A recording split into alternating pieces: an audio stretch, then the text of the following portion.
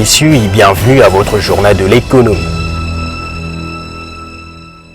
Au sommaire de ce journal, l'entreprise Kibali Gold Mine a produit pour ses premiers trimestres 2021 192 000 onces d'or sur des prévisions de 750 000 onces d'or cette année. L'annonce a été faite par son président directeur général au cours de sa 43e conférence de presse tenue à Kinshasa. Et puis selon un rapport de la conférence des Nations Unies pour le commerce et le développement, la production et le commerce mondial de noix de cajou ont plus que doublé, mais 90% de la production africaine est exportée de manière brute. Tout de suite, le détail. Selon les états de suivi budgétaire de la Direction de politique et programmation budgétaire, les dépenses exécutées de rémunération sont évaluées à 599,444 millions de dollars américains au taux budgétaire de 2067 francs congolais à fin mars 2021. C'est sur de prévisions linéaires à 628,115 millions de dollars américains, soit un taux d'exécution de 95,38%. Comparé à toutes les dépenses exécutées durant le premier trimestre 2021 à 789,801 millions de dollars américains par le gouvernement, les rémunérations représentent 75%. Ces rémunérations pour l'année 2021 sont évaluées à 2,512 milliards de dollars américains. Elles comprennent le salaire et toutes les primes versées aux agents et fonctionnaires de l'État ainsi qu'à tout le personnel des institutions politiques. L'entreprise Kibali Gold Mine a tenu le 19 avril dernier sa 43e conférence de presse et la première en 2021. D'après le président directeur général de Barrick Gold Corporation, Mark Bristow, qui a animé cette conférence de presse, l'exploitation de la mine souterraine a de nouveau été le moteur de la production et les améliorations continues de l'alimentation et des taux de récupération de l'usine ont également contribué aux prévisions. Pour ces premiers trimestres, la co-entreprise entre Barrick Gold, Anglo Ashanti et la société publique Sokimo a produit plus de 190 000 onces d'or. Et Marc est allé aussi à nous donner le résumé de ce qu'a été ce trimestre.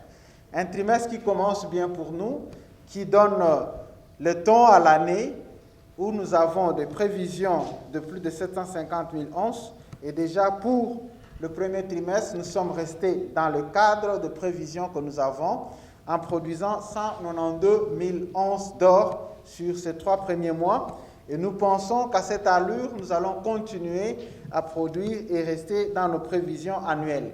Kibali Gold Mine participe également au développement de la province métamorphosée du Haut-Touélé. Depuis ses débuts en 2010, cette société a contribué à hauteur de 3,5 milliards de dollars américains à l'économie de la République démocratique du Congo. Lorsque Kibali est arrivé dans cette zone du nord-est de la RDC, où nous avons eu à créer ce nouveau pôle de développement économique avec un investissement de plus de 2,5 milliards de dollars et des dépenses globales du projet qui aujourd'hui dépassent les 3,5 milliards de dollars.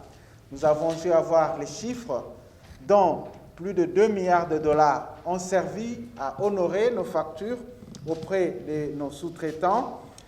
Plus de 759 millions de dollars qui ont été payés en termes de taxes. Nous saisissons la proposition, la suggestion de l'Excellence, Monsieur le Ministre, pour que nous puissions donner les détails de ces taxes que nous payons. Et Marc l'a si bien dit, nous sommes des fervents adhérents à l'initiative de transparence. Un autre point fort de cette activité, c'est la remise officielle de bourses d'excellence à des lauréats de l'Université de Kinshasa.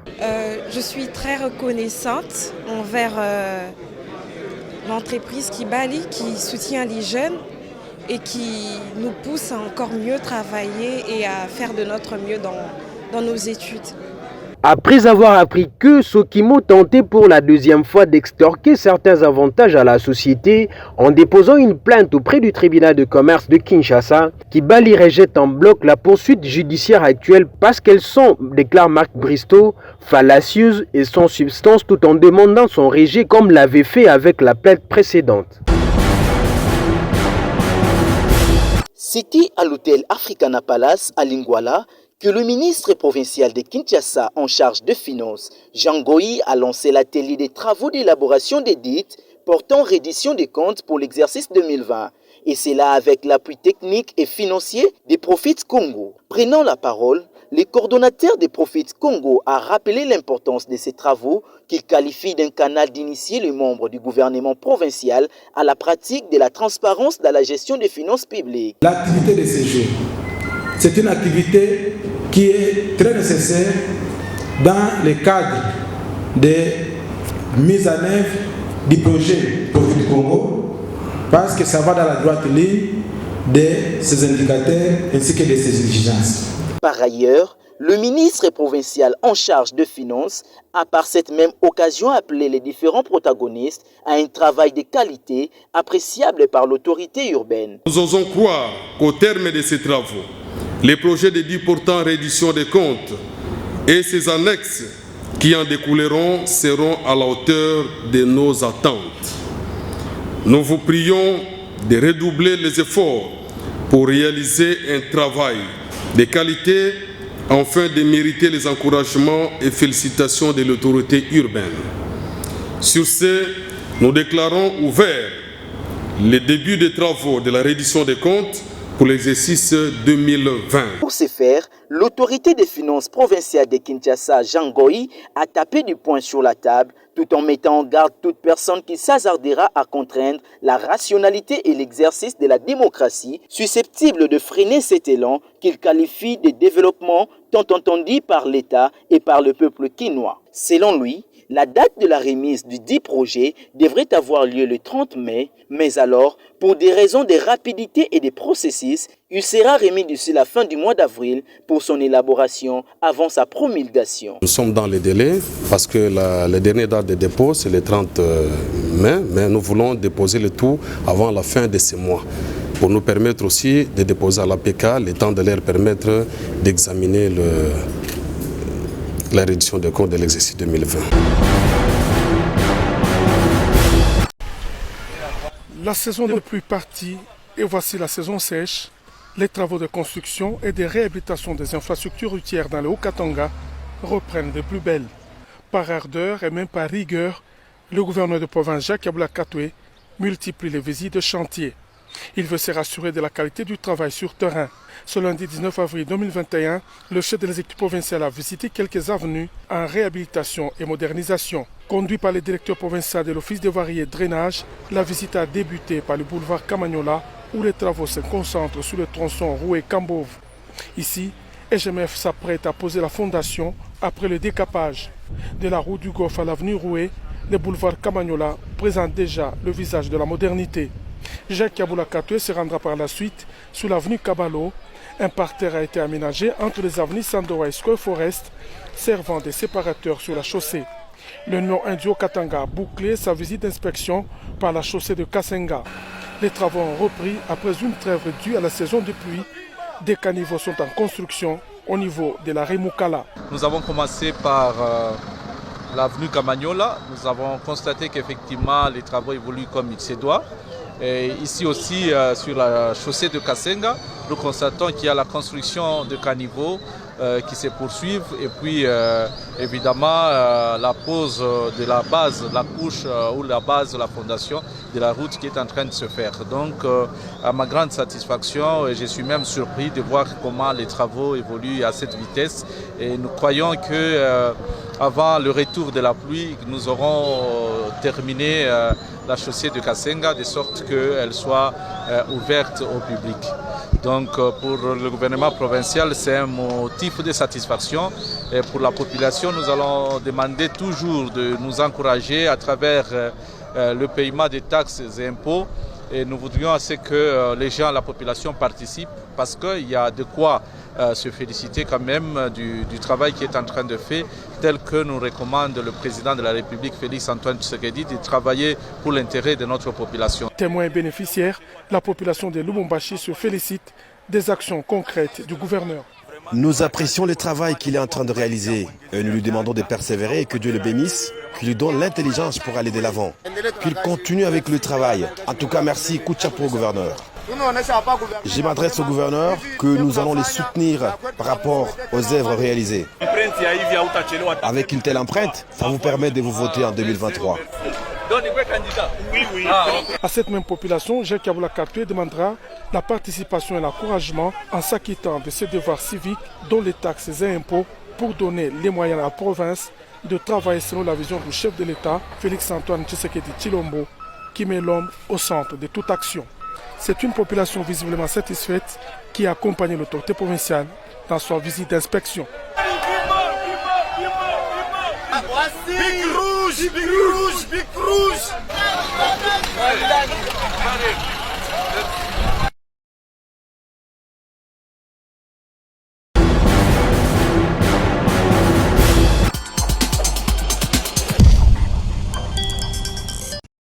Le Nigeria ne fournira plus de devises aux importateurs de sucre et de blé afin de conserver les réserves nationales en dollars. En effet, la Banque centrale avait restreint l'accès en 2015 aux devises pour 41 articles qui, selon elle, peuvent être produits localement et a rallongé la liste depuis lors. Nourrissant ses 200 millions d'habitants grâce aux importations, le pays a décidé de rajouter le sucre et le blé à sa liste de restrictions de change. Cela traduit notamment une politique mise en place par l'État nigérian de protectionnisme afin de pouvoir favoriser les entrepreneurs locaux, une forme de production locale de ces produits, car on sait que quand on produit local, on peut consommer local et ça peut générer pas mal d'investissements et de croissance pour l'économie locale. Donc je pense que c'est une stratégie macroéconomiste protectionniste de la part du Nigeria. Concrètement, cette mesure devrait se traduire par la suspension des procédures de traitement des dossiers commerciaux liés aux achats de ces produits de base par les banques privées du pays. Elle s'inscrit dans le cadre de la politique du gouvernement visant à limiter les importations alimentaires et à favoriser la production locale mise en œuvre ces 5 dernières années.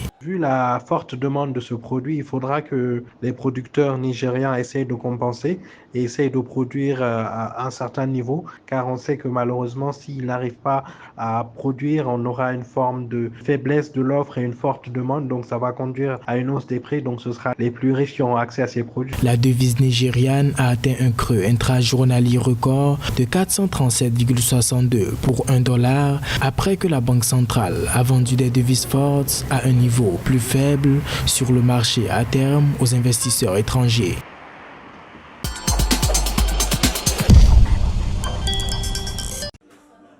La digitalisation des systèmes administratifs des États africains reste très faible dans certains pays et inexistante dans d'autres. Pourtant, selon le FMI, il est important pour les pays africains de renforcer leur niveau de digitalisation et d'introduire de nouvelles politiques fiscales. L'objectif, outiller les acteurs économiques et renforcer l'accès aux plateformes facilitant le paiement des impôts et d'autres paiements administratifs.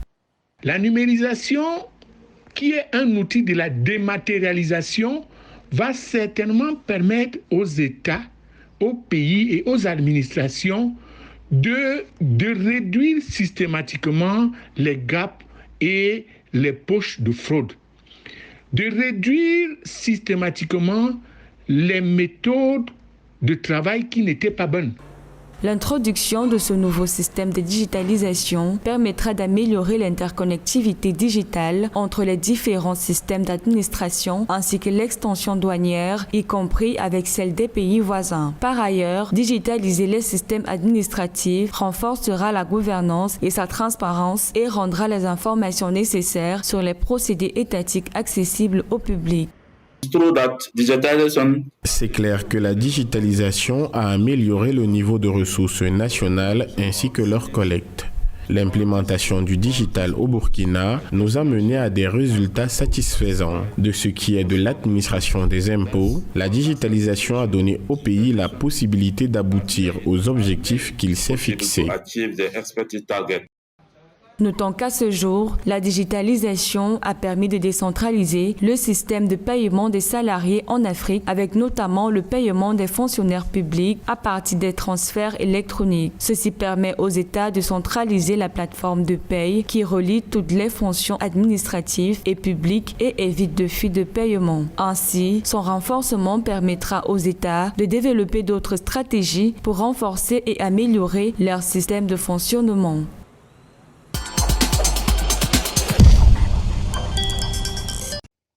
En 2020, la production et le commerce mondial de noix de cajou ont plus que doublé, mais 90% de la production africaine est exportée brute, selon un rapport de la Conférence des Nations Unies sur le commerce et le développement. Moins de 15% des noix produites sont décortiquées sur le continent, alors que 85% de la production mondiale sont décortiquées en Asie. D'abord, il faut qu'on sache que nous ne fixons pas le prix, nous ne faisons que produire. Ça, c'est d'abord ça. La deuxième chose, nous ne profitons pas du potentiel même de l'anacarde. Ça veut dire quoi? C'est-à-dire tous les dérivés même de l'anacarde. Nous ne faisons que vendre la noix, alors que autour de la noix normale d'anacarde, rien n'est jeté. Or, nous ne savons pas véritablement comment profiter du potentiel de l'anacarde. En 2018, le prix à l'exportation des noix de cajou décortiquées de l'Inde vers l'Union européenne était 3,5 fois plus élevé que celui payé aux producteurs ivoiriens de noix brutes. Après une deuxième étape de transformation dans l'Union européenne, le prix des noix de cajou était encore multiplié par 2,5 fois, soit un prix au final 8,5 fois plus élevé en magasin en Europe qu'à la sortie de la ferme en Côte d'Ivoire. Or, le produit brut, je peux dire, ne rapporte rien aux paysans. Vous savez, souvent les prix varient souvent entre 150, 200, 300 francs le kilo. Donc ça fait que quand on enlève le prix de vente du prix d'entretien du champ, il ne reste pratiquement plus rien. Mais aussi, au lieu qu'on exporte le produit brut, parce que moins de 10% est transformé dans nos États, il faut que nous fassions la promotion des vertus de l'anacarde pour que la consommation en interne soit élevée. Quand la consommation est élevée, mais il va sans dire que le prix bon champ sera intéressant. La Côte d'Ivoire est le premier producteur et exportateur mondial en 2020 avec près de 85 000 tonnes. Mais c'est en Europe et en Amérique du Nord que réside l'essentiel de la valeur ajoutée de la filière, avec 60% des noix commercialisées, torréfiées, salées, emballées et consommées. Ce journal est arrivé à sa fin, mais avant de nous quitter, le rappel de titre. L'entreprise Kibali Gold Mine a produit pour ses premiers trimestres 2021 192 000 onces d'or sur des prévisions de 750 000 onces d'or cette année. L'annonce a été faite par son président-directeur général au cours de sa 43e conférence de presse tenue à Kinshasa. Et puis, selon un rapport de la Conférence des Nations Unies pour le commerce et le développement, la production et le commerce mondial de noix de cajou ont plus que doublé, mais 90% de la production africaine est exportée de manière brute.